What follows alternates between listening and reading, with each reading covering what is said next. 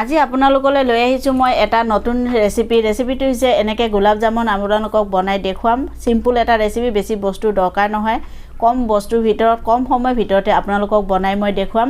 আৰু ৰেচিপিটো আপোনালোকে সম্পূৰ্ণ চাব তেতিয়া গম পাব মই ৰেচিপিটো কেনেকৈ বনাইছোঁ আৰু মোৰ এই ৰেচিপিটো চাই যদি আপোনালোকৰ ভাল লাগে তেতিয়াহ'লে প্লিজ এটা লাইক কৰি দিব আৰু লগতে এটা সাবস্ক্ৰাইব কৰিবলৈ নাপাহৰিব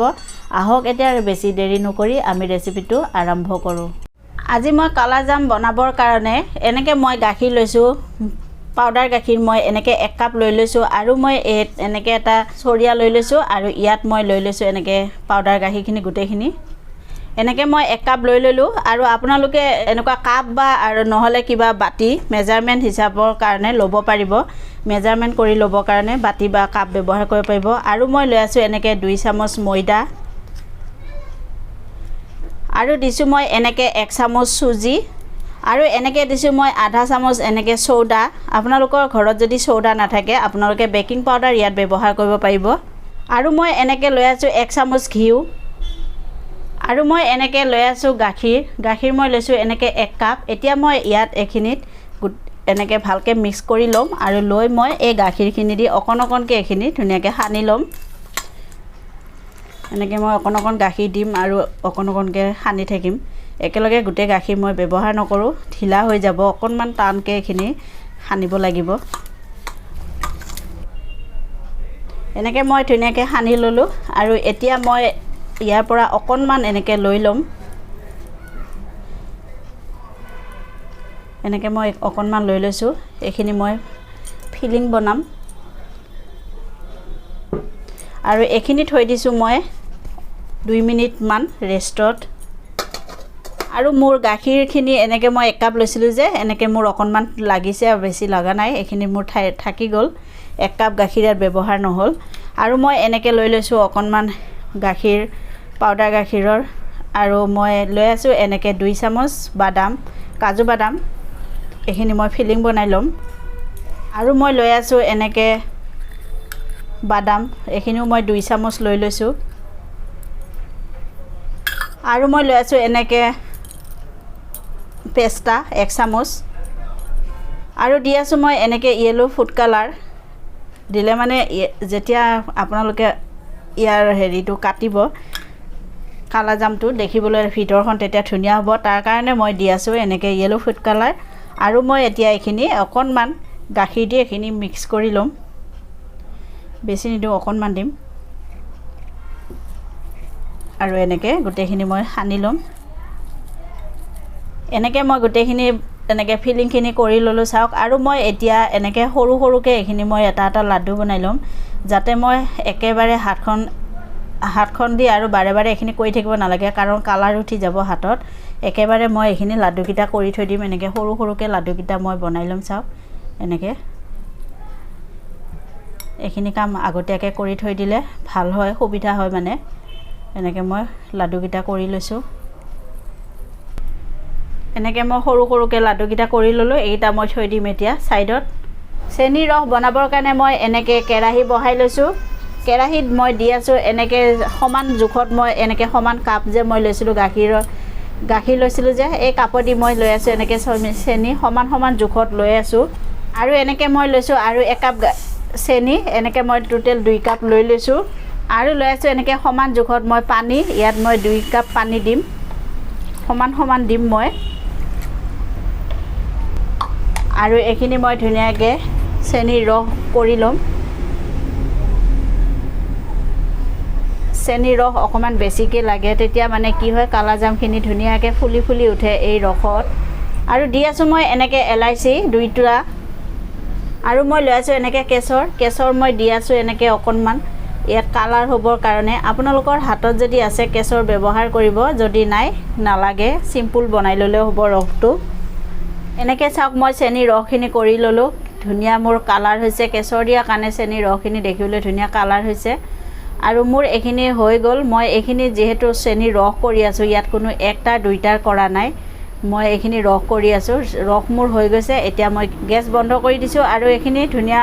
গৰম হৈ থাকিবৰ কাৰণে মই এনেকৈ ঢাকনি দি এইখিনি ধুনীয়াকৈ ঢাকি থৈ দিম আৰু এতিয়া মই এইখিনি গোলা বনাই ল'ম চাওক মোৰ এইখিনি ধুনীয়া টান হৈ গৈছে এনেকৈ চাওক মোৰ ধুনীয়া এইখিনি হৈ গৈছে এতিয়া হাতত মই ঘিউ সানি লৈছোঁ ঘিউ সানি মই এইখিনি এনেকৈ সৰু সৰুকৈ এতিয়া লাডু বনাই ল'ম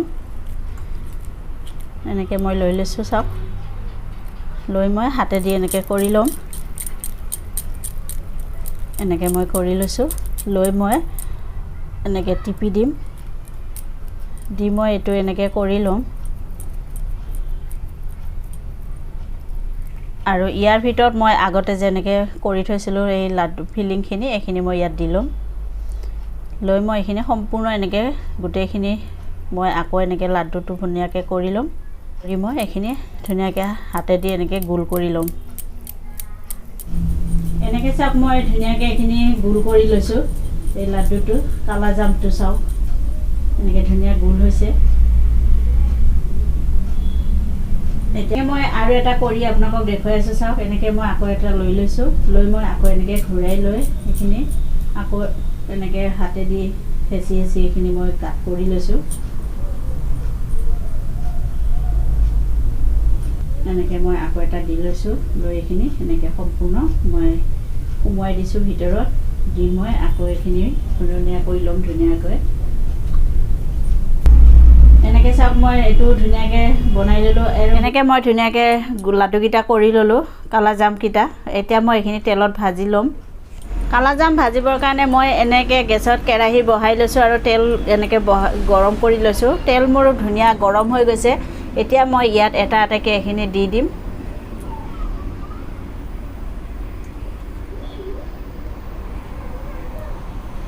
আৰু এনেকৈ দি পেলাই মই এনেকৈ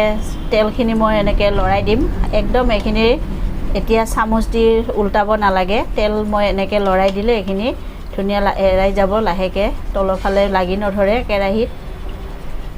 এনেকৈ মই গোটেইকেইটা দি লৈছোঁ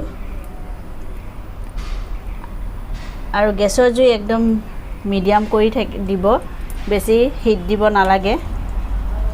এনেকৈ কৰি মই এইখিনি এতিয়া ভাজি ল'ম এনেকৈ চাওক ধুনীয়া কালাৰ হৈ গৈছে কালা জামখিনি এতিয়া মই এইখিনি নমাই দিম মই এইখিনি 5 মিনিট 10 মিনিট ভাজি ল'লোঁ এতিয়া মই এনেকৈ এইকেইটা নমাই ল'ম এনেকৈ মই নমাই ল'ম এতিয়া নমাই মই এই আগতে কৰি থোৱা ৰসখিনিত মই এইখিনি দি দিম এতিয়া দি মই এইখিনি ধুনীয়াকৈ এনেকৈ গোটেইখিনি ৰস লগাই ল'ম আৰু মই এইখিনি 1 ঘণ্টাৰ কাৰণে ৰাখি দিম 1 ঘণ্টাৰ পিছত আপোনালোকক দেখুৱাম 1 ঘণ্টাৰ পিছত মই দেখুৱাওঁ চাওক আপোনালোকক মই এই গোলাপ জামুনখিনি চাওক কি ধুনীয়া ফুলি ফুলি উঠিছে একদম ধুনীয়া ডাঙৰ ডাঙৰ হৈছে চাওক আপোনালোকক মই কেমেৰাৰ ওচৰত দেখুৱাই দিছোঁ একদম ধুনীয়া হৈছে একদম পুৰা পাৰফেক্ট হৈছে দেখিবলৈ ধুনীয়া হৈছে একদম সিম্পল ৰেচিপি আৰু মই এইখিনি এতিয়া ধুনীয়াকৈ এটা বাটিত সজাই আপোনালোকক দেখুৱাম এনেকৈ মই বাটি কাঁচৰ বাটি এটা লৈ লৈছোঁ তাত মই এনেকৈ ধুনীয়াকৈ এইখিনি উলিয়াই ল'ম দেখিবলৈ ধুনীয়া হৈছে আৰু দেখিছেই মই কম সময়ৰ ভিতৰতে আপোনালোকক বনাই দেখুৱালোঁ একদম খুব ভাল এটা ৰেচিপি আপোনালোকে এনেকৈ বনাব আৰু ঘৰত সকলোকে খুৱাব বনাই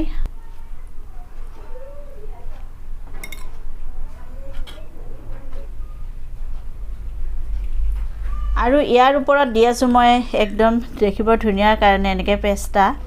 আৰু আপোনালোকে ইয়াত পেষ্টা নিদিলে ইয়াত আপোনালোকে শুকান নাৰিকলৰ গুড়ি যে পায় সেয়াও আপোনালোকে দিব পাৰিব দেখাত ধুনীয়াৰ কাৰণে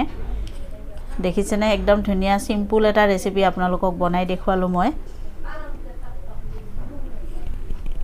লাগিছেনে একদম ধুনীয়া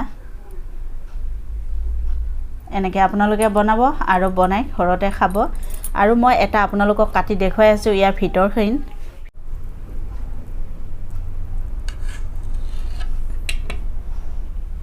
একদম ভিতৰখন চাওক ইয়াৰ দেখিছেনে কি ধুনীয়া হৈছে দেখিবলৈ এনেকৈ মই ধুনীয়াকৈ আপোনালোকক বনাই দেখুৱালোঁ একদম সিম্পল ৰেচিপি আপোনালোকে ঘৰতে বনাব আৰু খাব আৰু বনাই খাই কেনেকৈ পালে মোক কমেণ্ট কৰি জনাবলৈ একেবাৰে নাপাহৰিব আৰু মোৰ এই ৰেচিপিটো চাই যদি আপোনালোকৰ ভাল লাগে তেতিয়াহ'লে প্লিজ এটা ছাবস্ক্ৰাইব কৰিব লগতে এটা লাইক কৰিব আৰু মোৰ এই ৰেচিপিটো আপোনালোকে সকলোৰে লগত বেছি বেছি শ্বেয়াৰ কৰিব আৰু মই নতুন ৰেচিপি লৈ আপোনালোকৰ ওচৰলৈ আহিম আজিলৈ ইমানতে ধন্যবাদ